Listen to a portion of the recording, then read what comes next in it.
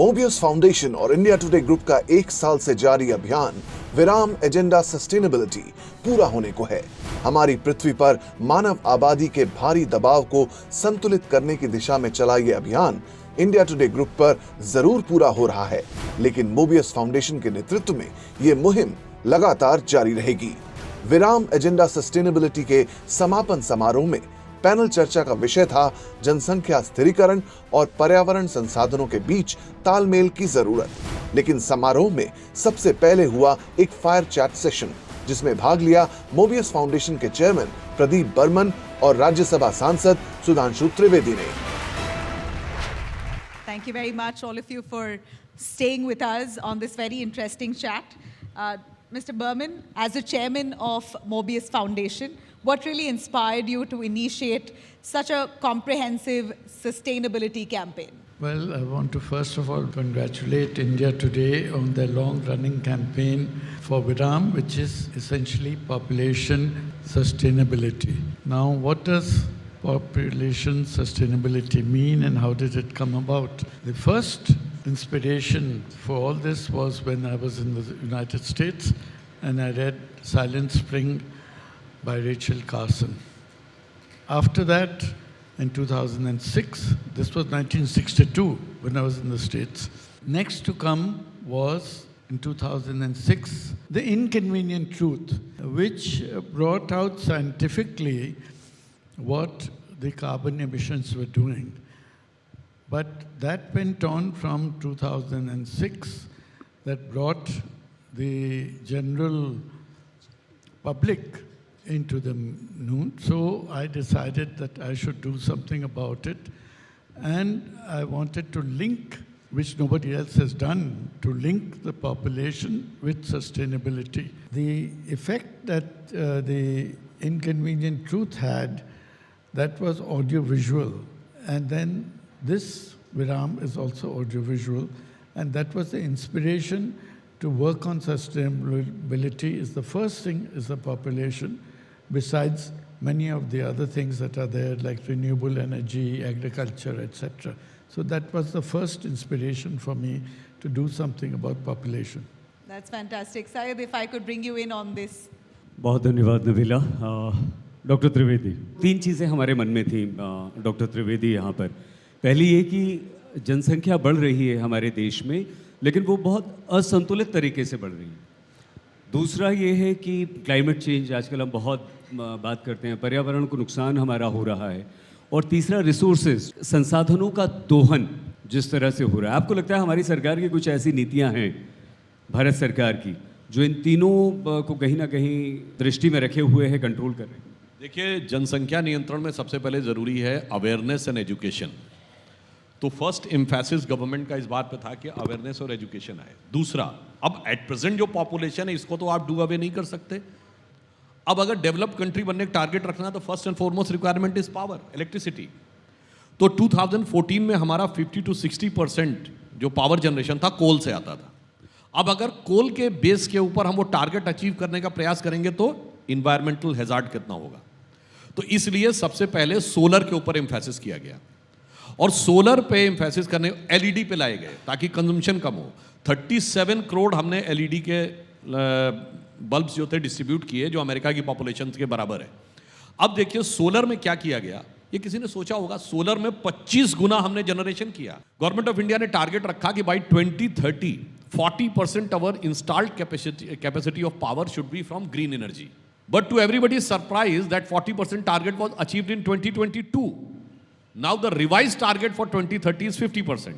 बस इस पॉइंट को ध्यान रखिए कि सूर्य और प्रकृति का महत्व हमें समझना होगा।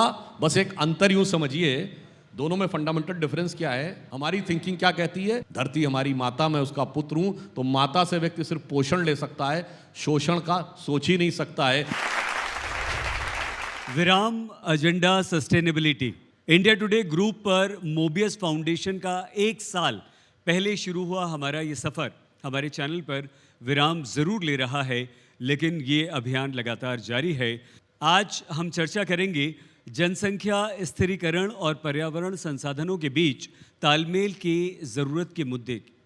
हमारे साथ मंच पर विभिन्न मेहमान मौजूद हैं।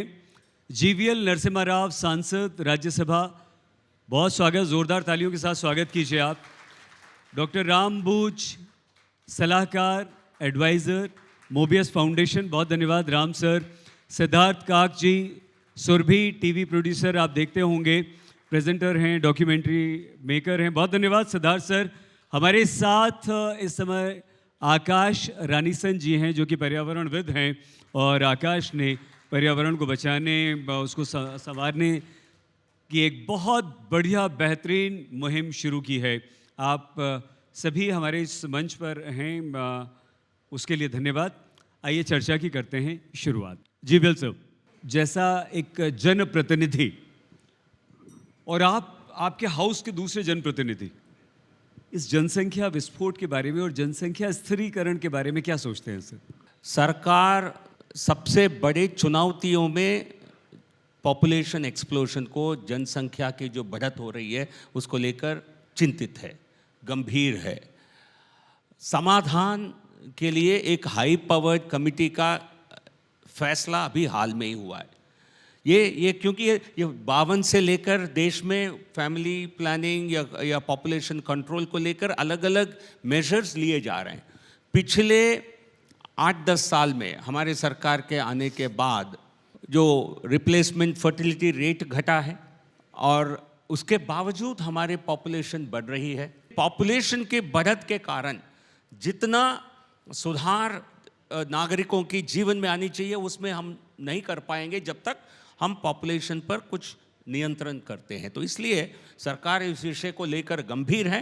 क्या सॉल्यूशन निकल आते हैं, किस प्रकार के इंसेंटिव्स, डिसइंसेंटिव्स, किस प्रकार के मेजर्स सरकार को अपनाना है, वो उसके बारे में हाई पावर्ड कमिटी का ये विषय रहेगा। बहुत अच्छी तरह से आपने कम से कम इस बात को हमें बता दिया है। रामबूज सर, आप मोबियस से लंबे समय से जुड़े हुए हैं, आज उसके एडवाइज़र भी हैं। पिछले 1 साल का मोबियस का सफ़र एजेंडा सस्टेनेबिलिटी को लेकर कैसा रहा? विराम एजेंडा सस्टेनेबिलिटी, जैसा आप इसके शीर्षक में ही देख रहे हैं, विराम तो एक तो जो पॉपुलेशन है उसमें एक विराम, जो बढ़ रही है आबादी तेज़ी से, उसमें एक विराम लगाने की, लेकिन उससे जुड़ा हुआ जो मुख्य सवाल है वो है सस्टेनेबिलिटी का। तो असली एजेंडा सस्टेनेबिलिटी है। पॉपुलेशन पे जो डिस्कोर्स है उसको कैसे हम इसमें ले आएँ कि पॉपुलेशन स्टेबलाइजेशन तो हो रहा है, जैसा सबने बताया। ज़मीन जो है खेती की वो बहुत सीमित है, संसाधन सीमित हैं, पैदावार बढ़ी है ज़रूर, लेकिन उसके साथ बहुत सारी असमानताएं भी हैं। जो खाई बढ़ रही है समाज में, शायद अगर हमारी पॉपुलेशन कम हो तो वो जो है, जैसा कि एक पुस्तक आई थी अभी हाल में, एम्प्टी प्लैनेट, जिसमें कहा गया कि अगर आबादी कम होगी, कम लोग होंगे तो ज़्यादा मौके मिलेंगे, ज़्यादा अवसर मिलेंगे।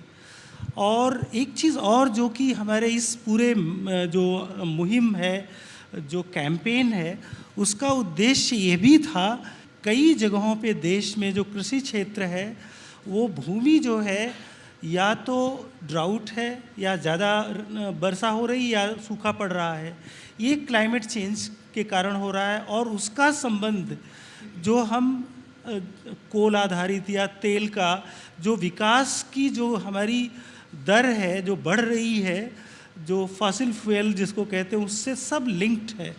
तो वो लिंक, वो जो संबंध है, उसको बड़े आसानी से समझाया जा सकता आम आदमी को कि ये आपका कि बरसात क्यों जो है नहीं हो रही ठीक से, सूखा क्यों पड़ रहा है, क्यों मौसम की मार है, क्यों फसलें जो है बर्बाद हो रही हैं। और धरती की जो उर्वरा शक्ति है, जब रसायनों का खास तौर से इस्तेमाल, क्योंकि हम प्राकृतिक खेती को, या जिसको हम कहते हैं नेचर बेस्ड सोल्यूशन, प्रकृति पर आधारित जो समाधान पहले होते थे आसानी से, वो हम भूलते जा रहे हैं। इसलिए ये सारी समस्याएं जो हैं ये आबादी से जोड़ी जा सकती है। जो प्राइमरी ड्राइवर जिसको बताया गया वो हमारी आबादी है। सिद्धार्थ सर, मोबियस की जो इतनी बड़ी कोशिश है उसमें आप लोगों का क्या योगदान है, और आप कुछ कर भी रहे हैं या सिर्फ एंटरटेन कर रहे हैं और कुछ नहीं? देखिए, एजुकेशन की जो बात होती है ये हमें इसको इनबिल्ट हमारे जितने भी प्रोग्रामिंग हमको करना है, जो आपने कहा ना कि किस तरह से प्रोग्राम हम बना सकते हैं जिसमें एक्चुअली कुछ प्रभाव हो। हम जो बातें करते हैं, हो सकता है ये बातें जो हैं पॉलिसी मेकिंग की बातें होती हैं। अभी राव साहब ने कहा एक हाई पावर्ड कमेटी होगी। मीडिया से ज़्यादा इम्पोर्टेंट ऐसा कोई आपके पास प्लेटफॉर्म नहीं है जो लोगों की बातें मन को बदल सकता है। लेकिन आप सिर्फ लेक्चर दे के नहीं कर पाएंगे। इसमें एक्चुअली जो भी इनिशिएटिव लेना है, और जैसे आपने कहा हमको साथ मिलके, ये कोई अकेला नहीं कर सकता है। अब ये अपने राम भाई अकेले नहीं कर सकते हैं, ये अकेले गवर्नमेंट नहीं कर सकती, कितनी चीज़ें संभालेंगे, अकेले NGOs नहीं कर सकते हैं, अकेले फिल्म मेकर्स नहीं कर सकते हैं। लेकिन जुड़ के मिल के विजन के साथ अगर एक ऐसा प्रयास बने तो मुझे ऐसे लग रहा है कि आपने जो कहा हम कुछ भी कर सकते हैं। उसमें अगर जो उसके, और वो परिवार से ही जुड़ता है। जैसे हमने पहले भी सुना कि हमारे भारत में ख़ास तौर पे परिवार की बहुत महत्वता है। तो अगर ये परिवार लोगों का परिवार बन जाए और वो परिवार की जो सोच है वो फिर लोगों की सोच में बदलते चला जाएगा। क्या आकाश, आप घूमते हैं, पूरा देश घूमते हैं, दुनिया घूमते हैं, किसी हमारे देश के किसी राज्य में आपने ये महसूस किया कि यहाँ पर्यावरण को लेकर बड़ा अच्छा काम हो रहा है, या कहीं आपने महसूस किया कि यार यहाँ तो बड़ा बुरा हाल है? जब ये बात होती है कि पर्यावरण का अच्छे से किस स्टेट में काम हो रहा है, तो मुझे जहाँ तक सीखने को मिला और पढ़ने को मिला है खुद फर्स्ट हैंड एक्सपीरियंस पे, तो मुझे इंदौर मध्य प्रदेश काफ़ी ठीक लग रहा है। मेरा शहर है, पता है। सेम। वो इसलिए भी बिकॉज जिस तरह से निरंतर प्रभाव से वो लोग काम कर रहे हैं शहर को साफ रख पाने का, और वो सफाई से ग्रीन की तरफ भी आगे बढ़ रहा है। दूसरी एक जगह जहाँ मुझे लगता है कि काम होने की ज़रूरत है, उसे ठीक किया जा सकता है, वो दूसरा लगता है लद्दाख। वहाँ का इन्वायरमेंट काफ़ी अलग है, वहाँ पे ग्लेशियर्स हैं जो उसी पूरे स्टेट के अंदर हैं, तो हम उसको सेम तरह से ट्रीट नहीं कर सकते जैसे कि हम दूसरी स्टेट्स को ट्रीट करते हैं। अगर ग्लोबली देखा जाए ग्रीन हाउस गैस इमिशन या कार्बन इमिशंस, तो उसमें US फर्स्ट आता है, सेकंड चाइना आता है और थर्ड इंडिया आता है। लेकिन पर कैपिटा अगर देखा जाए तो इंडिया का per capita is 1.95 somewhere about 2002 में, वर्सेस US का is somewhere about 10 point something और 11 point something. So you see the high difference. हम उनसे 10% पे आते हैं। जब हम इतना कम पर कैपिटा इमिशन कर रहे हैं कार्बन का, तो फिर हम थर्ड लार्जेस्ट कैसे हैं, क्योंकि हमारी population. So it's connects back to, अगर हम सस्टेनेबिलिटी की बात करें ग्लोबल स्केल पे, हम इंडिविजुअली काफ़ी सस्टेनेबल लाइफ जीते हैं, लेकिन हम इतने सारे हैं कि ओवरऑल 10 टाइम्स ज़्यादा जीते हैं, और वेस्ट जनरेशन भी वहीं से हो रहा है, जो हमारे लिए एक बहुत बड़ी प्रॉब्लम है।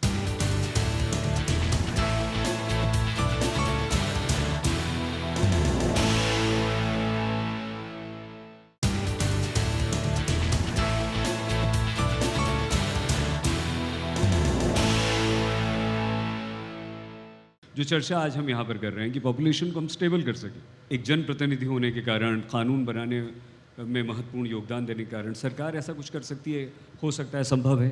यहाँ जो सुझाव आए हैं मैं उसको बहुत अच्छा मानता हूँ। High powered committee international experiences को स्टडी करें। जो भारत जैसा देश को इंटरनेशनल एक्सपीरियंस सारे हमारे लिए उपयोगी नहीं भी हो सकते, फिर भी समझना जरूरी है। दूसरा, जो अलग अलग राज्यों में जो हमने सक्सेस पाए हैं, कुछ राज्य केरल, तमिलनाडु जैसे राज्य which have become role model states, एक तरह से उनके किस प्रकार के सक्सेस स्टोरी रही है वो स्टडी करना, और NGOs और ऑर्गेनाइजेशन, डेवलपमेंटल पार्टनर्स जिन्होंने हो सकता है लिमिटेड इंटरवेंशंस किए हों, बट लेकिन वहाँ की क्या सक्सेस है, तो ये सब स्टडी करके महिलाओं के साथ, एक तो जनता के साथ सुनवाई, एक खास तौर पर मैं समझता हूँ महिलाओं के साथ संपर्क करना, क्योंकि समाज में किसी प्रकार का परिवर्तन इस विषय में भी लाना है तो सबसे ज़्यादा महिलाओं के साथ बातचीत, वो लोग इसमें, वो सभी इसमें इन्वॉल्व होंगे तो इम्प्लीमेंटेशन आसान होगा। ठीक है सर। राम सर, वैश्विक स्तर पर अगर देखा जाए तो आपको लगता है कि इस तरह के प्रोग्राम्स की ज़रूरत? मैं तो मानता हूँ एक प्रोसेस है हमारा लोगों तक पहुँचने का। बहुत सारे जो इंटरेस्ट ग्रुप्स हैं हम शायद बहुत छोटा प्रयास है सब तक पहुंचने का, क्योंकि आज भी प्लैनेट जो ट्रिपल प्लैनेटरी क्राइसिस हम कह रहे हैं, क्लाइमेट चेंज, बायोडाइवर्सिटी लॉस और पोल्यूशन, ये तीन जो है समस्याएं जो हैं दुनिया की बढ़ती जा रही हैं, तो उसकी जड़ में तो हमारी जनसंख्या, इन सब के को लेकर हम लोग प्रयासरत रहेंगे किस तरह से लोगों तक पहुंचा जाए। मैं सिद्धार्थ सर से एक सवाल ले लेता हूँ। कहीं आपको ट्रेन में, ट्रैफिक में, बस में तो नहीं जाते होंगे, कार में कहीं जा रहे हैं, किस सिटी में, कहाँ, कब ऐसा महसूस हुआ कि अब बहुत हो गया है, ये आबादी पर रोक लगनी चाहिए, बहुत भीड़ हो गई है हमारे देश में? मैं वही डिसरप्टिव रोल प्ले करते रहूं। मैं आपको कहूं कि आपको अजीब लगेगा कि जब मैं उस माहौल में जाता हूं जहां पे मेरे अपने देश के इतने सारे लोग एक साथ में हैं, मुझे बहुत आनंद होता है एक्चुअली। एक उपाय है कि आप ट्रेडिशनल थिएटर, फोक फॉर्म्स वगैरह को इस्तेमाल करें, क्योंकि आपकी कम्युनिकेशन एक लेवल पे मैक्रो कम्युनिकेशन तो हो रही है आपके आज तक के ज़रिए, लेकिन अगर आप ये फोक फॉर्म्स, फोक ग्रुप्स, लोकल एरियाज़ में अगर आप इनकी मदद लें आपकी मैसेजेस के लिए, तो ये भी एक जुड़ाव होगा, बहुत प्रभावित हो सकता है। आकाश, आप जैसा युवा जब इस नोबेल कॉज के लिए निकलता है, अच्छा काम करता है, कुछ लोग प्रभावित होते हैं, जुड़ते हैं, या आप अकेले ही एकला चलो रे? नहीं, इंडीड जितने सालों से मैं ये काम कर रहा हूँ, अलग अलग जब बात आती है क्लाइमेट चेंज के ऊपर काम करने की, तो ये एक तरह से नहीं करा जा सकता है, बिकॉज हर छोटी छोटी एक्टिविटी जो हम करते हैं वो कंट्रीब्यूट करती है क्लाइमेट चेंज की तरफ। तो कई सारे लोग हैं जिन्होंने मिनिमलिज्म को अपनाया है कि कम चीज़ें खरीदें, जितनों की ज़रूरत है उतना ही खरीदें, और कंज्यूमरिज्म में उतना ज़्यादा पार्टिसिपेट ना करें। बहुत अच्छी बात है। राम सर, हम चाहेंगे आप तीनों चलते चलते क्या सोचते हैं आप जनसंख्या को लेकर, और आपका संदेश क्या होना चाहिए? मैं मानता हूँ हर वर्ग अपना इसमें योगदान दे। इंडस्ट्री, कॉरपोरेट सेक्टर, CSR के माध्यम से, क्योंकि सरकार और कॉरपोरेट सेक्टर के CSR अपने खुद की इनिशिएटिव्स कर सकते हैं। जो सक्सेसफुल मॉडल्स हैं वो जानकारी सरकार तक पहुंचाएं, ताकि उसको एक थ्रू एडवोकेसी के माध्यम से, ताकि सरकार उस पर गौर करें। Living in harmony with nature and environment, तो वही जो पीपल और प्लैनेट का ये एक तरह से सामंजस्य बना के रहना होगा।